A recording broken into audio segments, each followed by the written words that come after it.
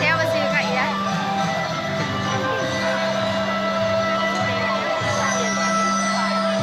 ก็ฮัทอะไรเนี่ยเนาะ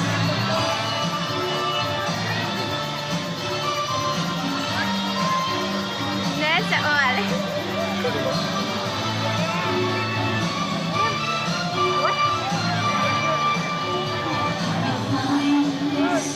เพลงโตปะอาจารย์มาไปเอาเพลงโตแล้ว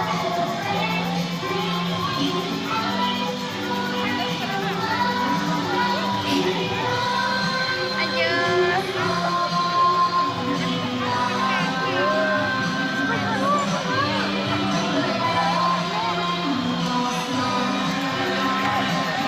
โอ้เชียงปิน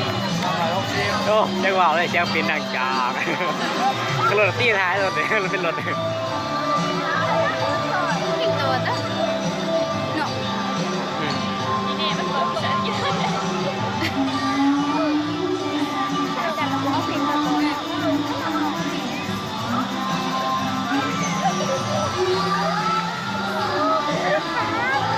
เรียกภูเขาเลยนะเพียงคอย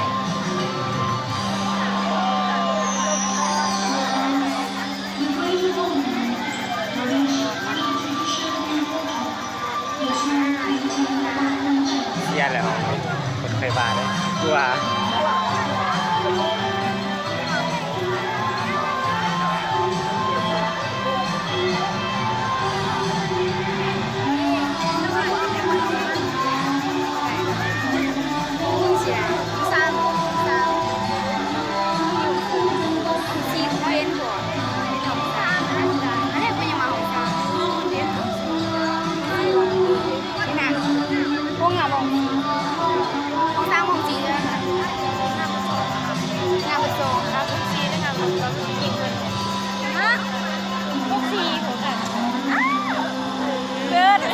พวกซ้ำเขาว่า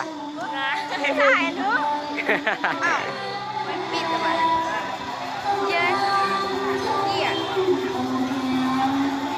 ผมเมื่อยเจ็บกองไอ้พวกนี้เลยเศร้าเนาะ ถ้าเป็นสไลด์บอส